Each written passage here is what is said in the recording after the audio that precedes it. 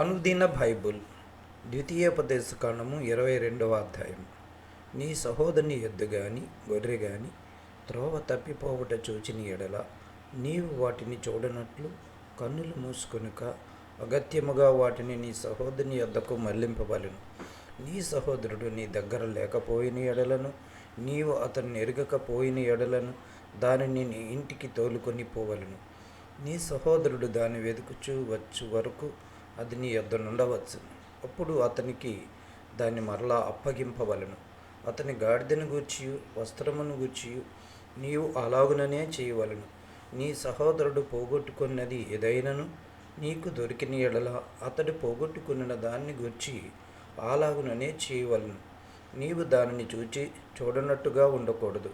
నీ సహోదరుని గాడిద గాని ఎద్దు గాని త్రోవలో పడియుండుట నీవు చూచిన ఎడల వాటిని చూడనట్లు కన్నులు మూసుకొనక వాటిని లేవనెత్తుటకు అగత్యముగా సహాయం చేయవలను.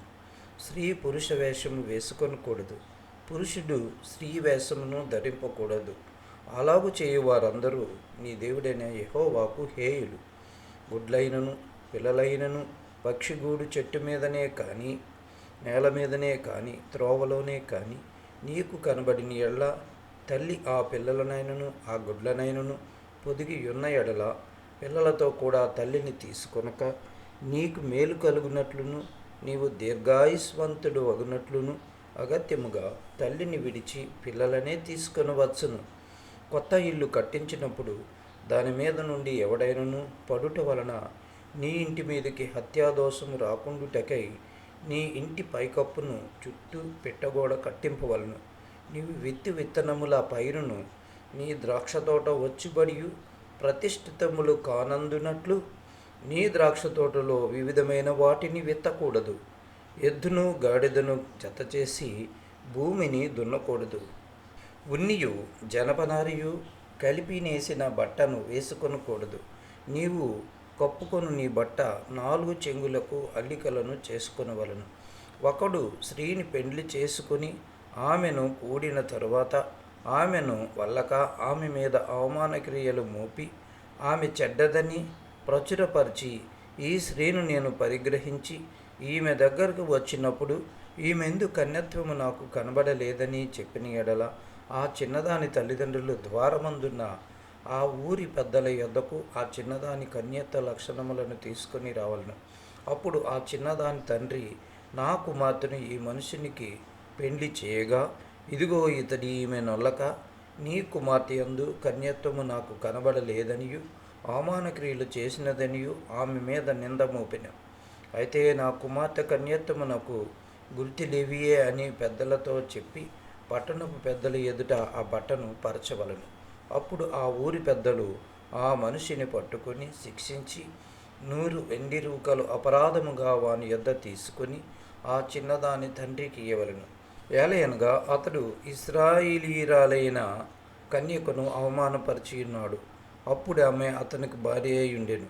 అతడు తాను బ్రతుకు దినములన్నిటిను ఆమెను విడవకూడదు. అయితే ఆ మాట నిజమైన ఎడల అనగా ఆ చిన్న యదాని యందు కన్యకా లక్షణములు కనబడిన ఎడల వారు ఆమె తండ్రి ఇంటి యొద్దకు ఆ చిన్నదాన్ని తీసుకొని రావలను. అప్పుడు ఆమె ఊరివారు ఆమెను రాళ్లతో చావగొట్టవలను. ఏలయనగా ఆమె తన తండ్రి ఇంట వ్యభిచరించి ఇశ్రాయేలులో దుష్కార్యము చేసెను. అట్లు ఆ చెడుతనమును మీ మధ్య నుండి మీరు పరిహరించుదురు.